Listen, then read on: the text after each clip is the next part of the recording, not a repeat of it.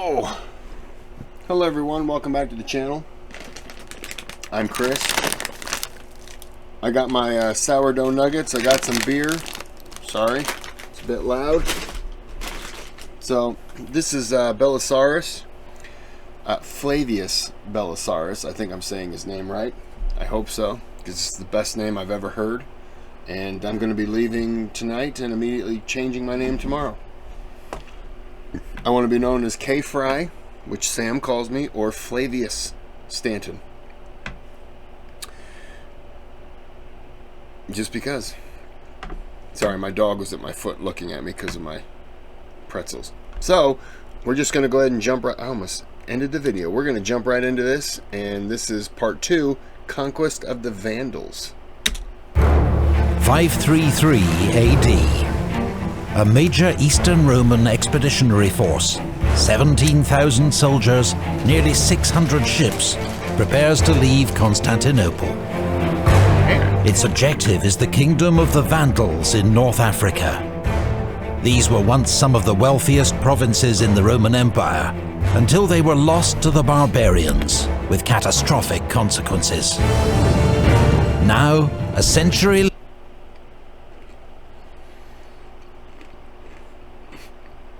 who were the barbarians? What country would they be? Because that just seems like a bit of a way of just saying, like,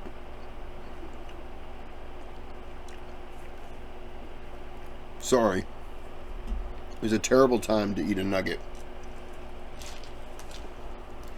It just seems like they're a group of like nomads who just walk around with clubs and they scratch their head a lot.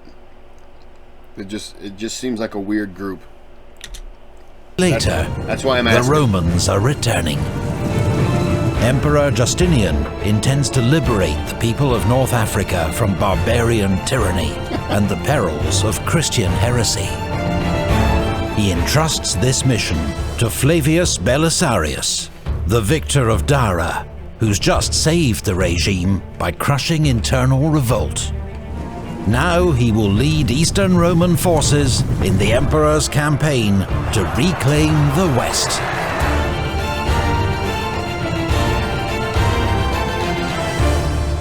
Emperor Strikes Back, come on.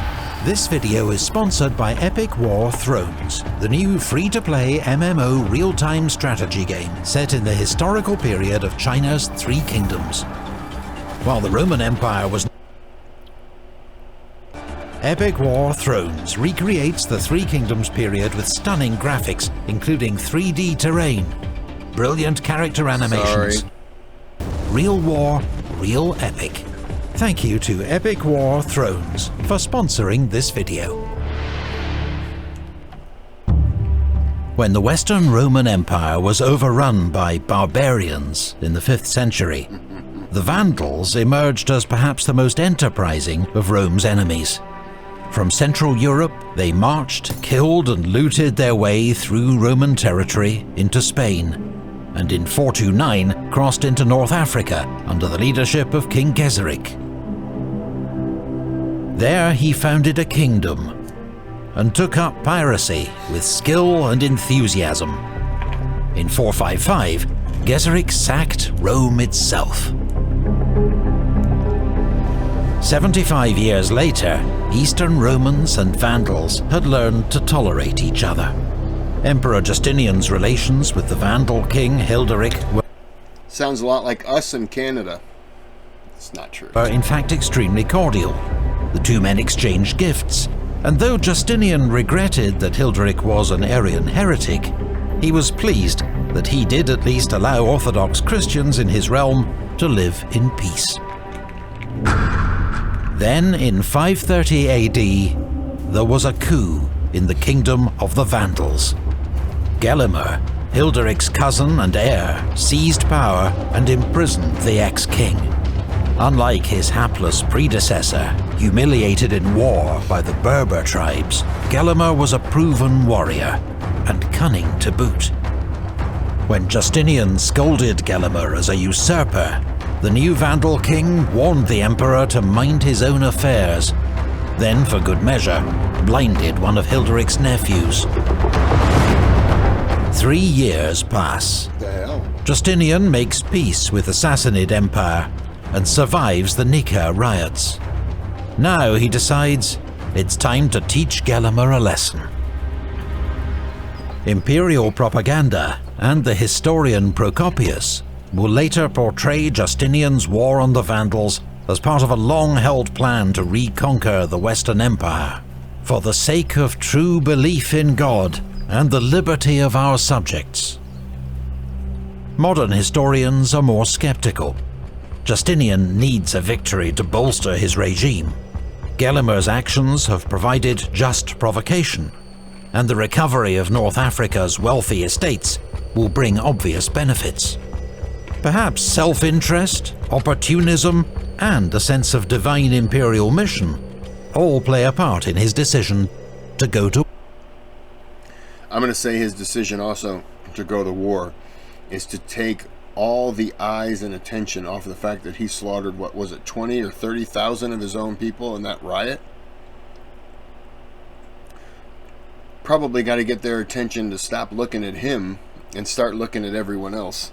I'm just going to say that's played probably a small part. War.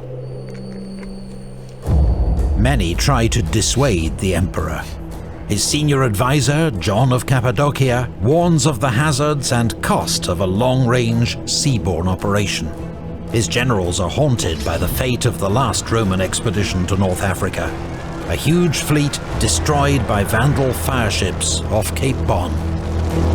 Justinian is not deterred. He orders the fleet and army to assemble at Constantinople. Belisarius, restored to the rank of Magister Militum per Orientem, General of the East, is given complete authority over the campaign. What a name. His force includes 10,000 infantry under the command of John of Dyrrachium, 5,000 cavalry divided between Federati and regular Roman units, as well as 600 Hun mercenaries, 400 Heruli mercenaries, and Belisarius' own Bucellari, probably around 1,000 men. So at this time was, I know the Huns were north. Were they on? Were they allies in a way, or were these just Huns living in the area that had volunteered and they were separated in the military unit? Don't know. An old comrade, John of Armenia, will be his second in command. Solomon, a eunuch, is chief staff officer. Okay. It is not a large army, but most are hardened veterans from the wars in the east. Belisarius will also be accompanied by his wife, Antonina, an arrangement that doubtless provokes comments from conservative Romans, but seems to have been generally accepted. She will prove an insightful and effective ally to her husband, as well as a valuable agent to her patron and friend, Empress Theodora. The fleet sets sail in June 533. Belisarius believes that much will depend on the discipline of his men. But before they've even cleared the Hellespont, 2 Hun mercenaries drunkenly murder a comrade. Really, guys? Belisarius has them hanged in full view of the fleet. Then he addresses the army. If I were speaking to men going to war for the first time, I might struggle to persuade you that justice can be our greatest ally in obtaining victory. For those who don't understand the fortunes of war, think the outcome depends on strength alone. But you, I think, know that although it's men who do the fighting, it is God who judges the contest. This is why Belisarius warns them he will never turn a blind eye to their crimes. He concludes, "I shall not consider any one of you my comrade, no matter how fearsome he is to the enemy, unless his hands are clean." I'll say just a guy in his position can't allow that to happen. because you can't be soft with your men. I mean, obviously they got drunk and killed someone, so they have to pay, but you have to be tough with them because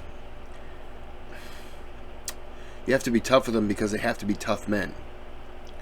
You know, there's bigger sacrifice going on, and you have to focus on that. And I understand you want to let loose and get drunk. Hey, look, I'm drinking right now. Cherry. But I'm not about to go to war now, am I? I am, actually. That's beside the point. That's a lie. But, you know, I understand you have to rule with an iron thumb from time to time.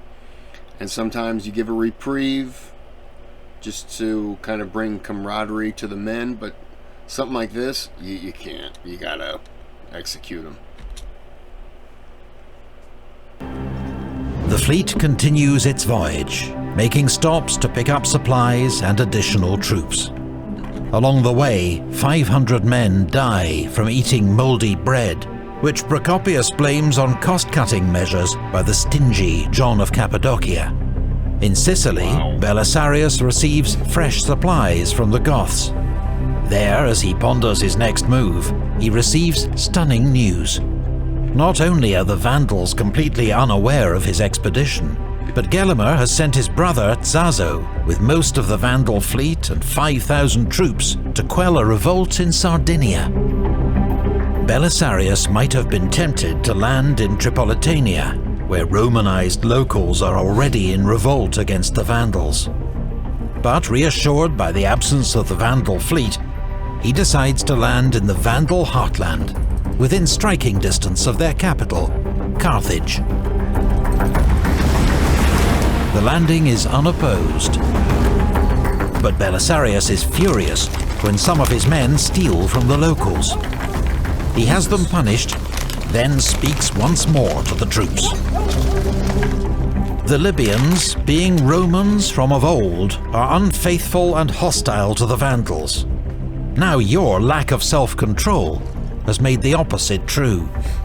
He warns them that lawlessness will lose them the support of the people and lead only to defeat and death. But with good behavior, you will have God on your side. The Libyan people will support you, and the Vandals will be at your mercy. Belisarius orders, "You're robbing from the wrong people. They're on our side. Don't turn them against us. What are you doing? I get it." Some of his most trusted men to infiltrate a nearby town, Selectum, to see if the people will come over to the Roman side.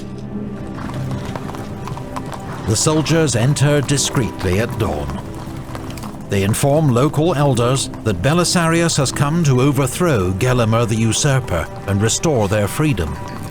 The townsmen agree to let the army into the city and open the market to them.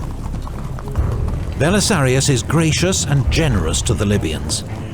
Crucially, his men behave well. They pay for supplies and win the trust of the locals. Procopius, an eyewitness, records that from henceforth, the campaign is like moving through their own country. Belisarius begins his advance along the coastal road to Carthage. He knows Gelimer is somewhere inland and could strike from almost any direction. So he orders John of Armenia, his second in command, to take 300 bucellari and scout 2 miles ahead of the main army. Belisarius himself commands a strong rear guard. The Huns are posted as a flank guard, 2 miles inland. Their sea flank is protected by the fleet, keeping pace with the army's advance. The army marches about 10 miles each day, then fortifies a camp at night.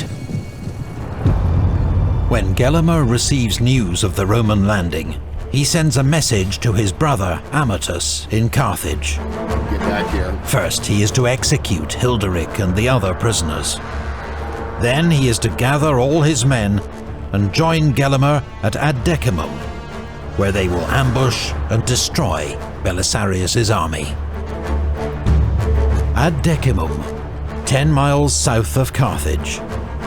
Here the coastal road passes through a narrow gap between a salt marsh and the sea.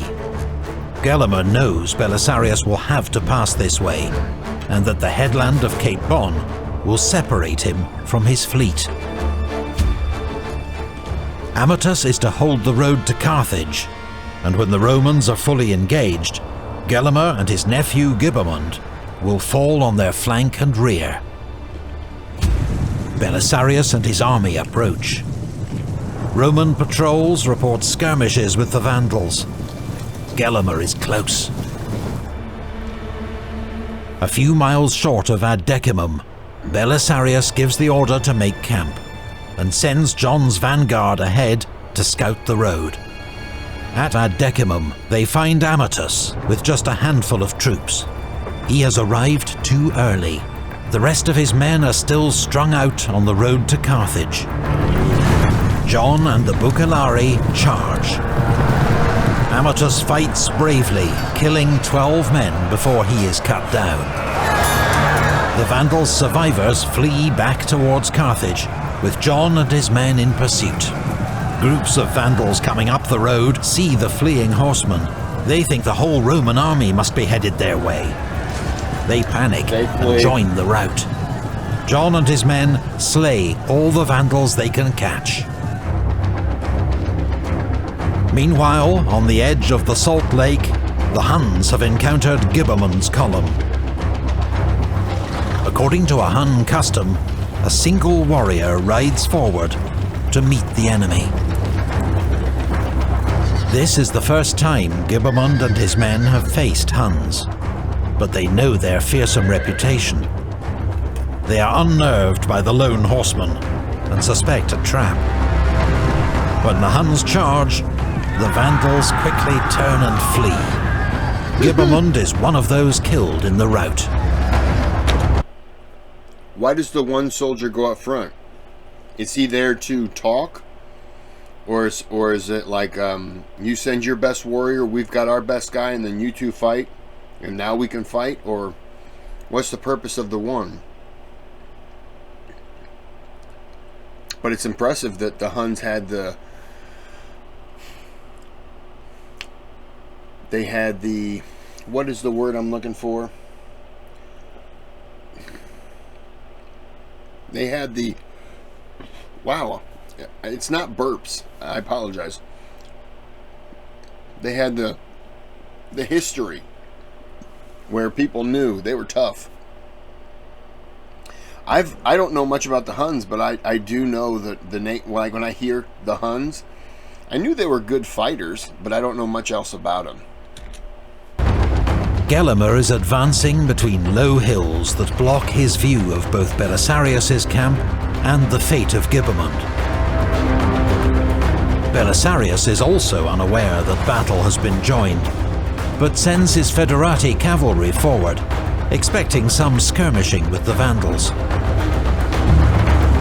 When his cavalry reach Ad Decimum, they see signs of fighting and bodies. Then, several thousand Vandal horsemen appear behind them. The Federati commanders have no idea whether to advance or retreat. After a brief clash, the entire force retreats back towards the Roman camp.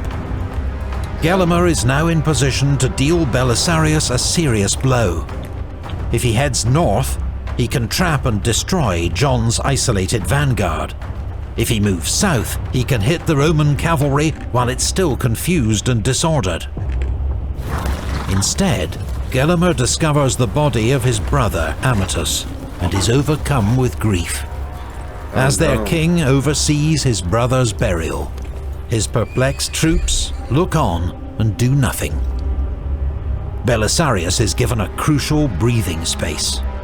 He rallies his cavalry, reorganizes them, and leads them forward. The Roman cavalry fall on the Vandals with devastating force. The enemy are scattered. Gelimer and the survivors fly west. The road to Carthage is open. I feel bad for the king in that situation. Just happened? Hold on. Hold on. What? I did not... Let me get past this for a second. I feel bad for the king at that moment to see his brother. Imagine if the brother was covered over and he just saw a bunch of his guys. He would not have known that there were Roman soldiers, around that curve. He wouldn't have known, I don't think, because they fled. He might have thought, I don't know where these guys went. They could have went, I'll say north and around that bend. They could have went south. Hell, they could have went to the water for all he knew. But I don't know if either way. I mean, if he would have went north, yeah, he could have wiped out that John and a bunch of people, sure. But man, just the odds to have found his brother. I mean, Belisarius is a lucky guy. Sad that it was, he saw the brother, but he's in a lucky situation right now. And it fell to Belisarius that day to win more fame than any other man of his time, or indeed any of the men of olden times. And I just want to say this. In war, I apologize, it's a pretzel nugget and they're delicious. In war, sometimes being lucky is just as good as being good. And that, it is what it is. Sometimes you should have went left, you go right, you wipe out a ton of your men. Just, luck is a huge thing. Belisarius, wary of ambush, waits till dawn the next day before making his triumphal entry into Carthage. Once more, his troops behave well. The citizens of Carthage are respected. This peaceful occupation of such a wealthy city in such times is remarkable. Belisarius sits on Gelimer's throne and eats the lunch that had been prepared for him. He attends to the requests and pleas of local citizens. But the Vandals aren't beaten yet. Belisarius receives news intended for Gelimer. I just want to say, excuse me a second. If the people are coming to me and they're kind of pleading for whatever, I give them what they want. I would even go so far, and I know this is, I would take any kind of finances, any kind of gold, or anything that would be in the castle, and I would give it to the people. I would be kind of buying them off. Like, look what I'm doing for you. I would give the money back to the people. Give them some food. I would feed my men first, but then I would give them the leftover food. And I don't mean that. Just what's left. I'd spread that out. I'd give them any kind of money. I'd be like, look what I'm doing. I'm here to help you. I'm here to get rid of these people for you. I'm here to just secure the town to be on your side and not against you. Don't be dicks to them. That's just what I would do. That Zazo has put down the Sardinian revolt and is returning with 5,000 men. Reinforced, Gelimer advances on Carthage. Belisarius leads out his army to face him at Tricomarum. The Roman cavalry camps near a small brook, where the Vandals catch them off guard, deploying for battle while the Romans are still making lunch. But again, Gelimer fails to exploit an advantage. He does nothing as the Romans deploy, and their infantry, which had fallen behind on the march from Carthage, gets into position. It's the Romans who attack first, when John of Armenia leads the Bucellari forward against the Vandal centre. Twice he is repulsed, but the third attack is made with greater force. Zazo himself is killed within sight of Gelimer. Belisarius orders the rest of his army forward. The Vandals flee, leaving behind 800 dead. The Romans have lost just 50 men. The Vandals take refuge in their camp. 800 dead, and the other side's 50. Wow. Hold on. I said it's about luck. The Vandals could have attacked, and they didn't for whatever reason. Allowed Belisarius and his men to get into position. It's all about, luck. No one argues with the lucky guy. Which contains all their baggage and their families. But when Belisarius brings up his infantry to begin the assault, King Gelimer flees. The fight is entirely one-sided. Panic soon engulfs the Vandal camp as everyone tries to escape. The Romans kill the men, enslave the women and children, and plunder all they can find. Belisarius cannot restore discipline until the morning. Gelimer flees towards the mountains. Belisarius sends John in pursuit with 200 horsemen, but 5 days later, John is accidentally killed by one of his own men. Belisarius grieves at the death of his old comrade.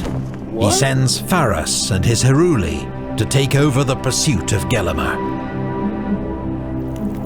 The Vandal king takes refuge with the Berber tribes. 3 months later, hunger and the promise of comfort and clemency persuades him to surrender. How was John killed? Anyone know?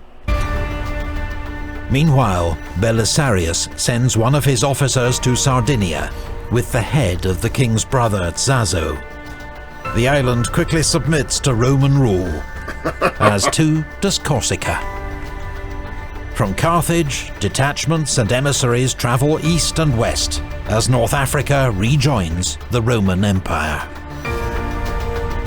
Settlements and outposts still suffer Berber raids, but Belisarius delegates this war to his able staff officer Solomon. He sails for Constantinople with his prisoners and a vast quantity of loot. He has learned that a small group of officers, motivated by envy and ambition, have told the emperor that Belisarius plans to found his own kingdom in North Africa. Belisarius soon persuades Justinian in person that this is all lies, and his loyalty is absolute.